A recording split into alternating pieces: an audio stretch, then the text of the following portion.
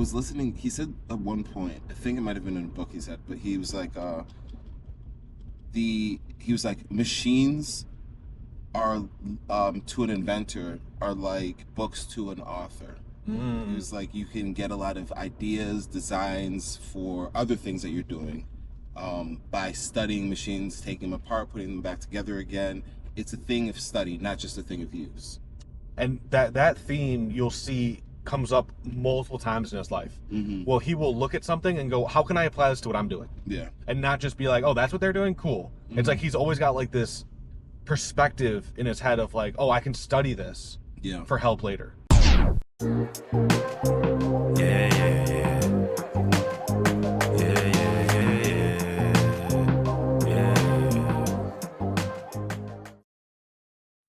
All right. Back at it again. With another Founders Drive. Founders Drive! What up, what up, what up, what up, what up? We are in the city right now. Yeah, man. The famous Detroit city. Famous Detroit. We are about to go to this. We're recording this episode right now. Yep. We're going to the CreatorCon Detroit after this. Yeah. It's gonna be fun. That's kind of cool because it aligns perfectly with what we're trying to do or what we are doing with Constance. Yes. Which is a platform to help creators in this world organize their ideas and then monetize those ideas. Yes. And here's the little secret that I don't know if I've been explicit in saying this, but everybody's a creator. Everybody has something to offer. You're a creator. He's a creator. I'm a creator. We all have something to offer. And this is going to be really cool because there's a couple sessions there about profit off of your passions. What was the other one? There's like cash to... passions to profit and interest to income, I think was the other one, or something like that. No, I was talking about the breakout session. Yeah, I think it was like interest income or something like that. I can't remember that's our thing. I can't remember, but it was something around turning your... Like, it was like content to cash or something like that. Yeah. The alliteration is crazy. I mean, profits, passions to profit, interest to income. Content to cash. Content to cash. What's the other one? Like, there's an E one. But anyway, we'll save that for another. You know, I was talking to somebody recently about this. They're like, yeah, like what are you trying to do? I'm like, I'm trying to help people make money. I'm trying to help creators make money. And we went through this whole like, okay, how do you do that? You know, so I went through like some of the features and functionalities that we have, you know, in terms of allowing people to sell digital products, book time with yourself and stuff like that. And I had a lot of pushback from somebody who was like, you're assuming that I want to make something. I'm like, no, I'm assuming you want to make money. Yeah. That's like the fundamental thing, is that you can make money with the knowledge that's in your head. Don't worry about becoming some kind of influencer or some kind of, I don't know, just like... Well, I think we can afford to have stories in our head right now about what content creation is, what being an influencer is. But I think more and more, especially with the climate of today, where more people are getting laid off, less jobs are hiring, job creation is near zero. Yeah. Jerome Powell was just saying that. Right. It's going to be one of those things where you're going to have to embrace the idea, or people will start to welcome and warm the idea just as another option. Yes. Because it's technology's gotten to a point where all you can do, you can turn on a camera, you can broadcast information to the world, and you can find your match with the help of algorithms. So I don't think it's a be all end all. I don't think it's the only way that people are going to earn money, but I do believe that there's been a shift from agriculture to industry, and now industry to entrepreneurship, where the means of production to create wealth are more accessible to people all over the world, not just in America. I mean, we're in the hot spot. We're globalized. Right? We're globalized. But so if you have a phone, you got an audience. Right, exactly. So if you're in Africa, if you're in South America, if you're in Europe, if you're in Asia, you can access the same tools that other people can access. And that's the world that we're stepping into. Yep. Yeah. 100%. So pretty cool. What updates do we have on So this content? week, I'm really happy with some of these updates, honestly. Just kind of freshening up some of the internal managed pages, right? Where as a creator, if you are looking to sell a product or sell some services, making sure that experience is flawless for you.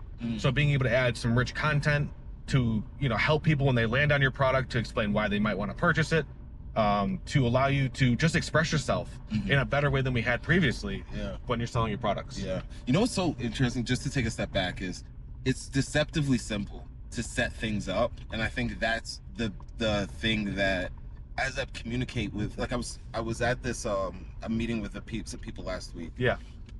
And we were talking to some older people that didn't really understand digital products. They kept trying to take the longest solution to get a business going. And me and one of the younger guys was saying, look, man, you guys are already communicating a lot of valuable information. We just have to find a way to package it up and then say it online, organize your ideas, and then put it online. Yeah. Because what you're saying is valuable. You're a teacher in a STEM field, and you're over here building a whole building, and you've had to go through all of these hurdles. Just documenting that process is really powerful. Yes. And so I say all that to say, when you're talking about setting up a digital product, it's so easy to overlook. It's deceptively easy, right? Because it's so easy to set up and get going. Yeah, exactly. So that's the thing that we're trying to promote. And I don't know, man. I think that there's a lot of opportunity there. There absolutely But is. I will say, just to throw one more, test. I was talking with my mom the other day, and it started to click with her. She was like, "I'm starting to organize, this." She's making a language product. Yeah. For people in the Ugandan diaspora who don't know how to speak Luganda. That's a great skill, right? And so she was like, skill. I was talking with your uncle the other day, and we were starting to organize, because she was like, we learned it growing up, so we never really had the structure. Right. But we're starting to take, common settings, common phrases, and then she like had this like document that she showed me. I was like, that's perfect. That's perfect. now she gets it. She understands it now. So. It's also like, I was talking to somebody else last week, and they were stuck on this idea of like, well, I don't know what I would upload that someone would want to buy. What's worth the money? I mean, it doesn't have to be like hundreds of thousands of dollars. This could be a $6 or $7, little PDF or a Word doc or a slideshow that just gathers together maybe some information that you're aware of. It might be free, it might be readily available, but that concatenation, that grouping of that information and the presentation in a way that you can deliver it, people will pay for that. Exactly. So they just don't overthink it. Yeah. So some of the things that you were talking about, to add context, is you go in, you can you like connect your account, but then you can set up a digital storefront. It's just a landing page, link in bio page, but it's enhanced. It's enhanced with the ability to sell digital products, but it's also enhanced with the tools that surround it, the ability to create communities, the ability to set up recurring memberships, which you just don't have on all of these different platforms. And so you go in, and it's as simple as going into the shop space and then hitting create digital product, and then clicking through and clicking through and organizing, or like creating your digital product. And uploading a file, putting a price point, and then sharing your page with people that you know. If you're online already, you can put that link there. If you're with people though, I advise keeping that open and being like, hey, this is a way to connect with them. Because it is a way to connect with you, but it's also a way to have people get exposed to things that you're selling. So 100%. I don't know. I could go on about this stuff. We're about to go and talk about this stuff for the next 12 hours. Yeah. So why don't we shift into the founder of today? It's great. We are literally on Woodward Avenue right now. Yeah. Which is iconic, because today we decided to take a look at one of the greatest Detroit entrepreneurs of all time. I would go as far as to say one of the most important entrepreneurs of America? I would say of like the last century. Oh, like you could put him up there. He's in the world of Steve Jobs. Ooh, okay. And who is this? This is I don't know how to Henry Ford. Henry Ford. Yes, Henry Ford. I don't have a Ford today. We're in a BMW, but like, I should have drove, because I have a Ford. I have a Ford. Don't want to be caught dead in a Ford. Right. No, but Henry Ford, the inventor of the Model T, the Ford Motor Company. So born in 1863. The end of the Civil War, right? Which is insane. Yeah. That's like in the timeline. Oh yeah, right? So far back. He was born in Dearborn, Michigan, on a farm. Yes, I hated farm work. Right? Yeah, he absolutely hated it. Hated farm work. He said one time, he was like, and it kind of speaks to his affinity with machines. But he said A farmer will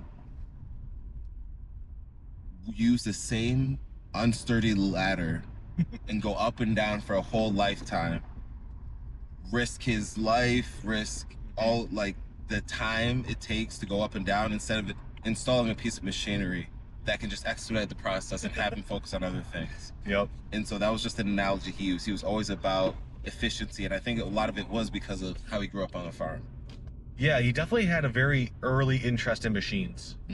I know that just from a very early age, he was one of those kids that would find something mechanical, a clock, or like any machine around the house, and just start taking it apart. He got a watch, his first watch at 12, and I think that was the thing that he got like a reputation for being able to fix watches. Well, he was one of the only kids that could take the watch apart, but then also put it back together. They put it back Most together. people could not put it back together.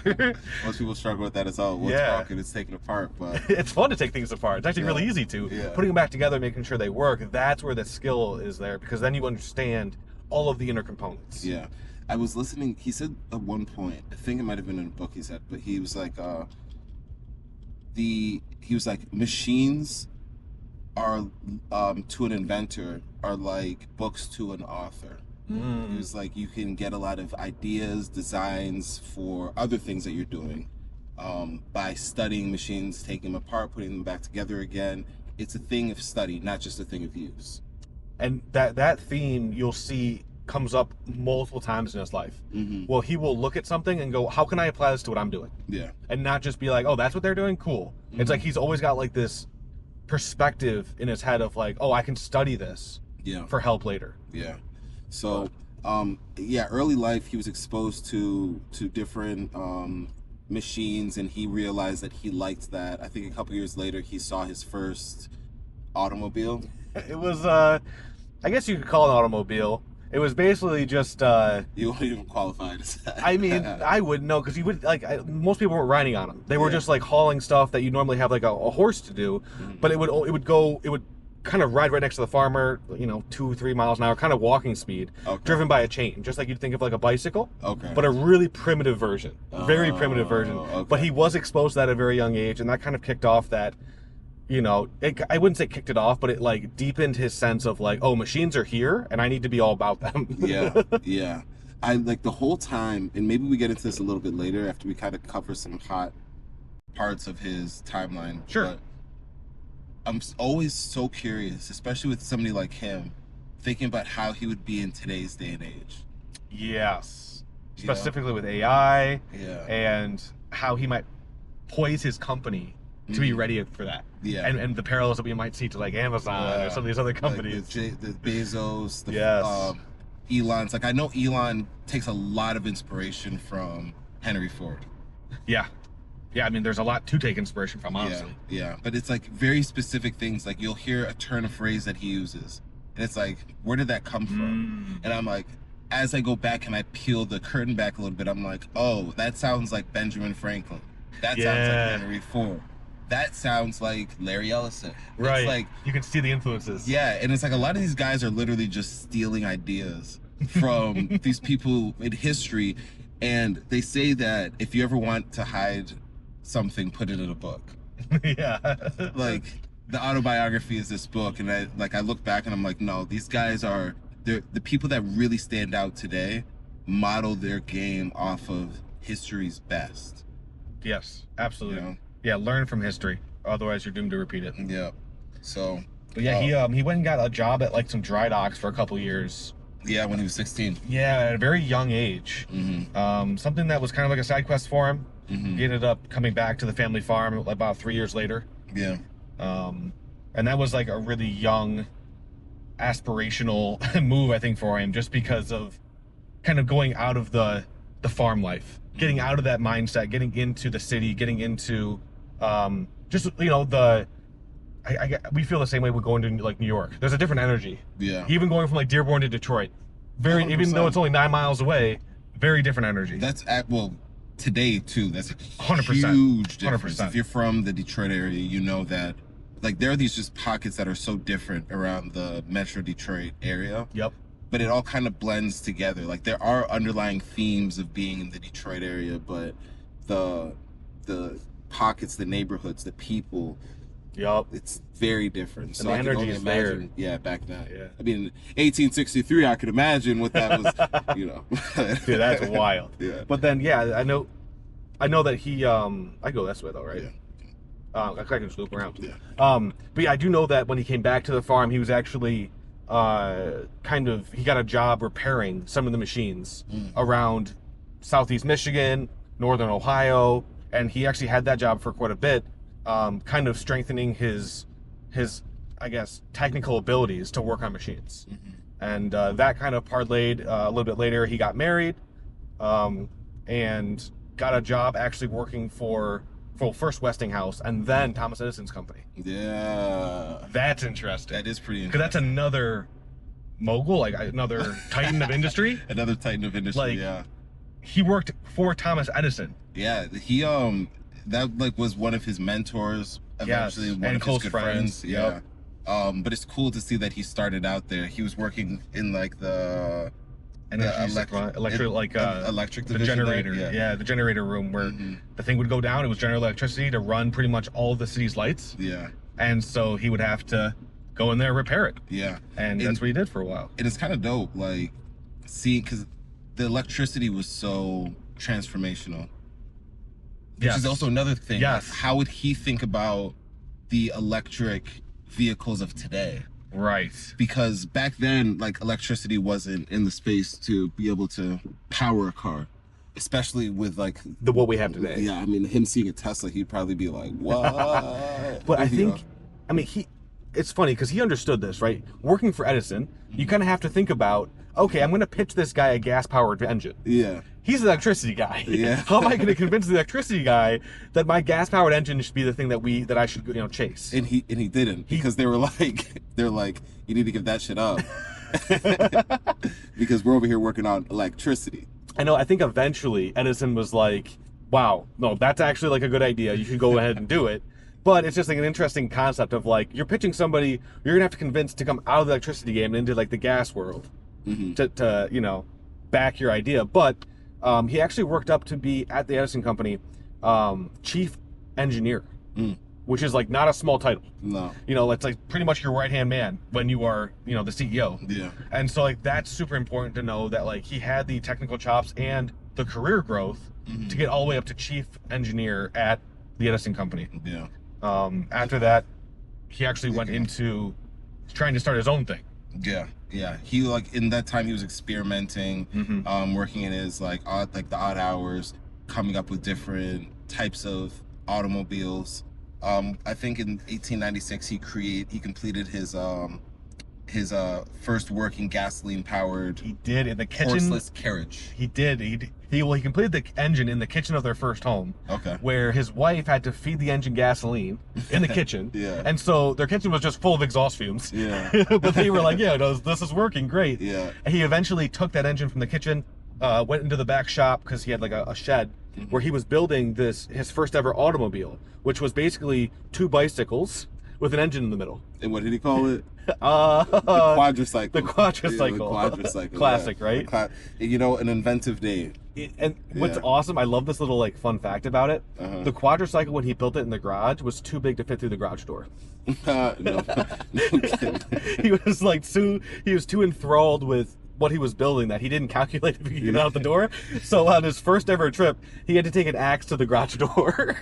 That's hilarious. Yeah, he just was like, hilarious. Yo, if this isn't gonna fit, we gotta make it bigger. It's like, talk about this genius invention and you can't even get it out of your front door. Exactly. But no, like that first ever drive, I think they say he got up to like 20 miles an hour.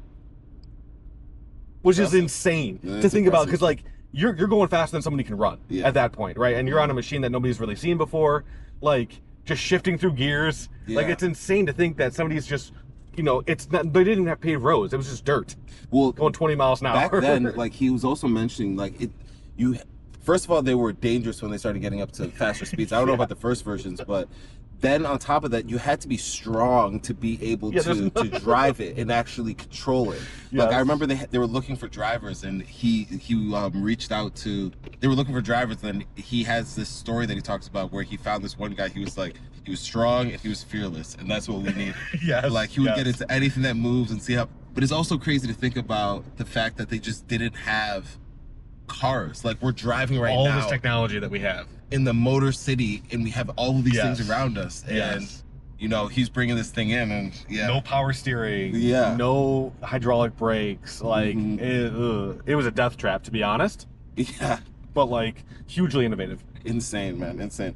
And so That first company that he started Hmm. didn't do so well.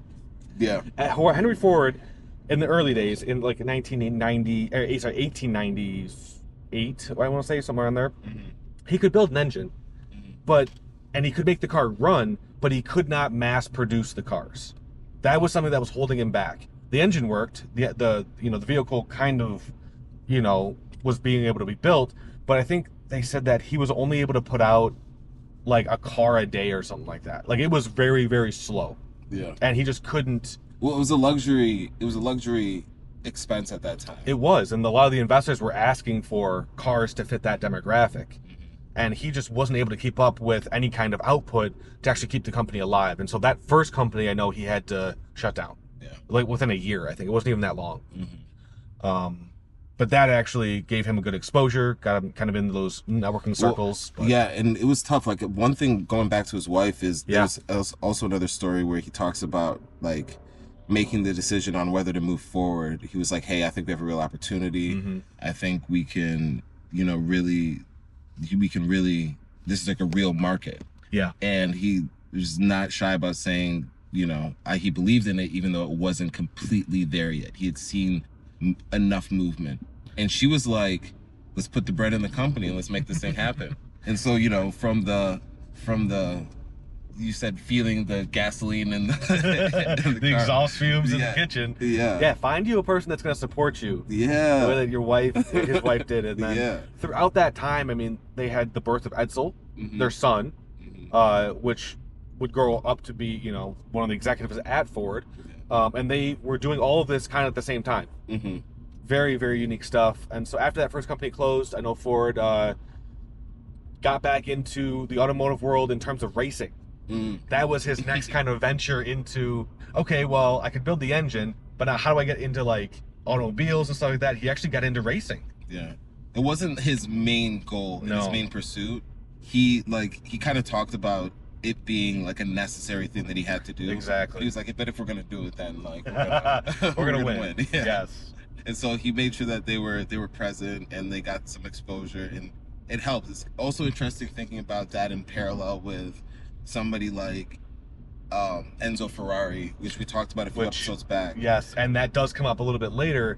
But what's wild is that we just talked about that first car, that Quadricycle, kind of coming out of the garage, going 20 miles an hour. But he got back into racing. That's where some of the biggest and coolest inventions for me started coming out, which was like the V8 engine. The big blocks, a lot of horsepower. And the reason that he was able to win in that little racing area that he had is because his car was able to go up to like something crazy like 70 miles an hour. Which, again, from 20 to 70 is insane. Yeah. And you have to think about this, like, they didn't have windshields like we have now.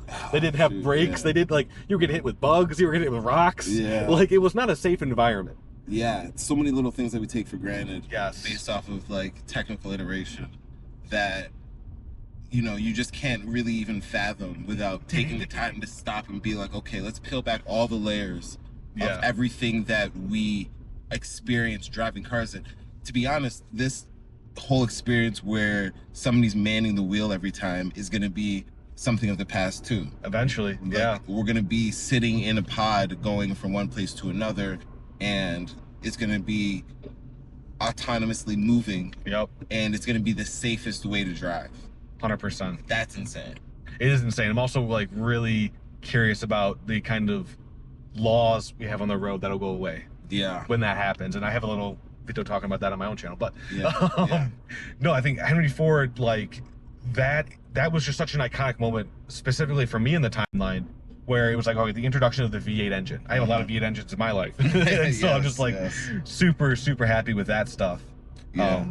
So he starts the Ford Motor Company. And that was with the success of racing. He was then able to say, okay, time to start the Ford Motor Company. Just the thing that exists today. The thing that exists today. Okay, so where we at? Introduced. So 1908. Yep, that's the Model A, I believe. Model T. Or Model T. Yeah, Model T. You had the Model A after? A little bit later, yeah. Or well, yeah, after that. Model A was ended production of the Model T in 1927. Introduced the Model A. Yeah, so the Model T was the first mass production car. And so the difference between the first car company that he made and this car company was the thing we were talking about a little bit earlier, studying all these other things that he's seeing around him. While he was starting his Ford Motor Company, and they were going back to the regular, the industry specific ways of building a car, so he was able to get about one out a day.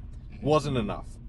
And so the first innovation that I would think I would credit him with is that the Model T came out, and every single Model T used the exact same parts. So everything was interchangeable. People could work on those cars.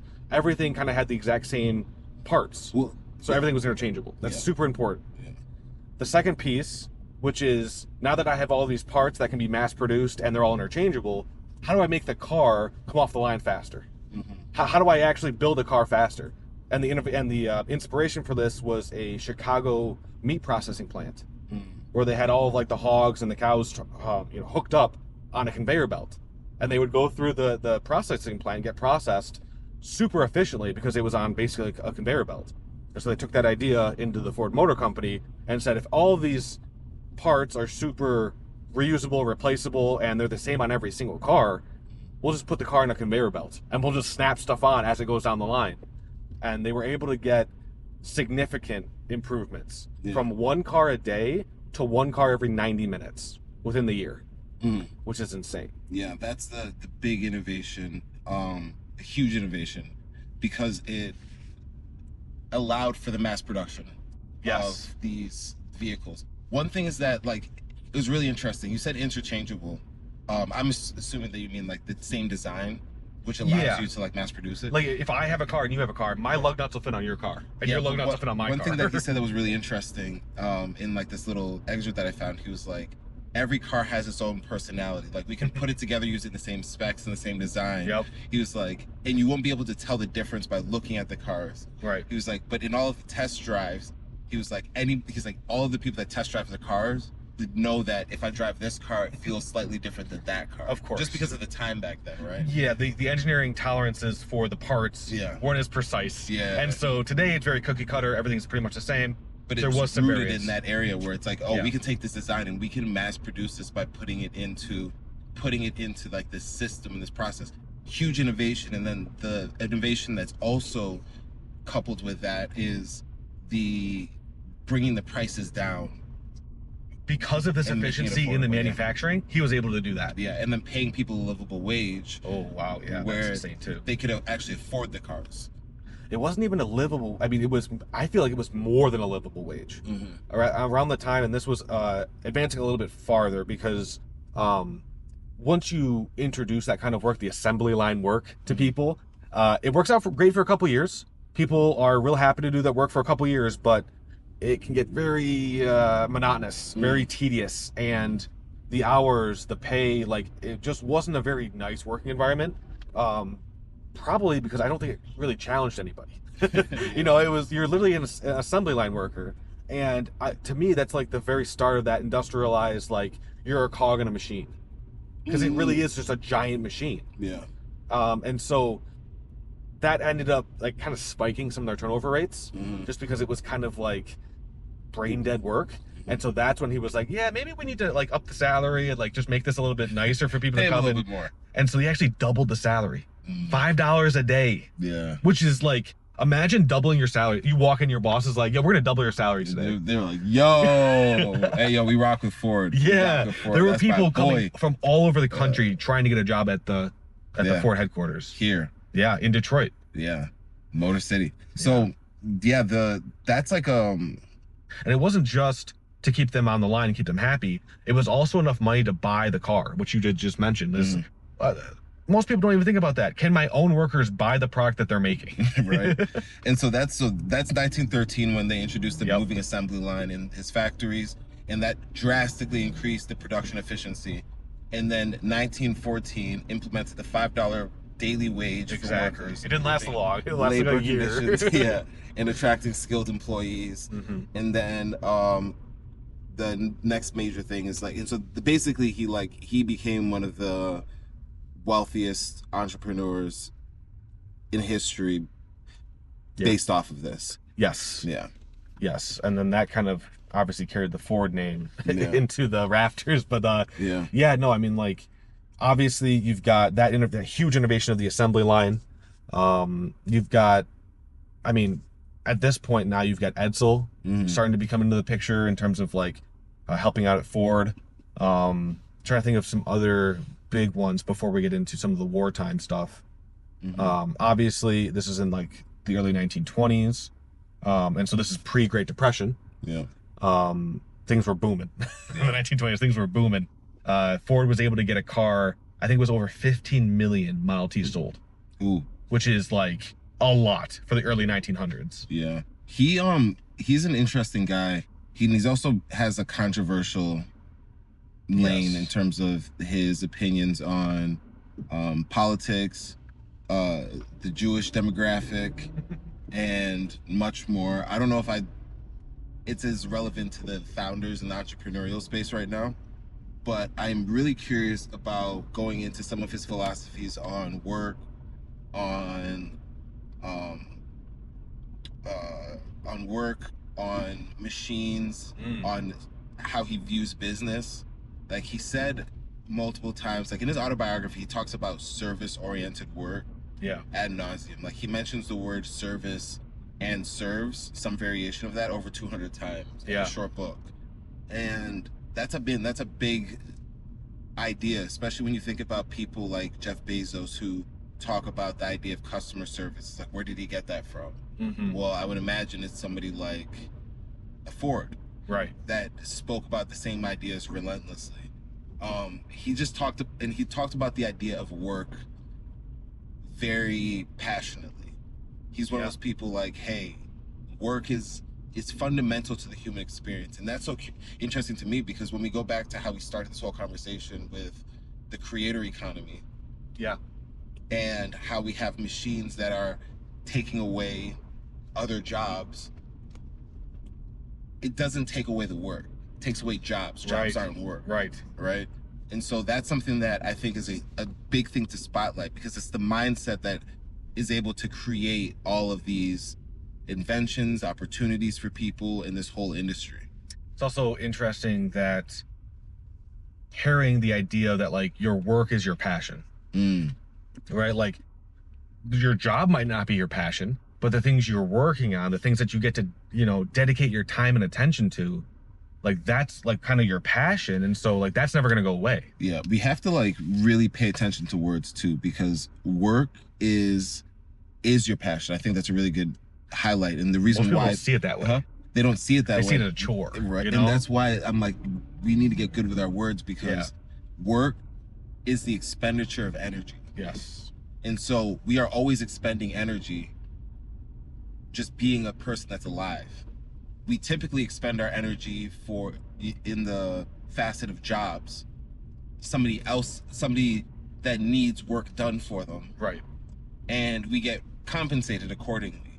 And so when something's taking our jobs, it doesn't mean that we're getting rid of work. That's not the way the right conclusion that we should be landing on. It's probably better to think about it as we still have energy, we still have work to do. We just don't know the best place to do it, but there's always something to do in the world. Yes. And so that's why things start to look different. Like going from the farm to industry, that's case in point. Henry Ford was on the farm. He was like, there's more opportunities here. And that whole industrialized assembly line machine plant is not like what it was on the farm. Those are two different types of work. And some people would say like, oh yeah, his machines are taking jobs. It's like, you know how many people he employed? You know how much work he generated in terms of like giving people the opportunity to earn a living for themselves and their family. Yeah. Like just incredible. And I think that's going to happen again with this creator kind of move. And the boom that we're in terms of like the means of production being available to people. Yeah. We're gonna start seeing that over more and more and more. It's gonna be really interesting to tap in here and see what people think. But that was Yeah. basically his idea of freedom, and he talked Yes, about it in his yes. bunch. He was like, freedom is the ability to work a decent job and earn a living and earn a Right. decent living and be able to afford like the necessities of life. Yeah, I do know, like, going kind of into like the Great Depression era, Ford and Edison.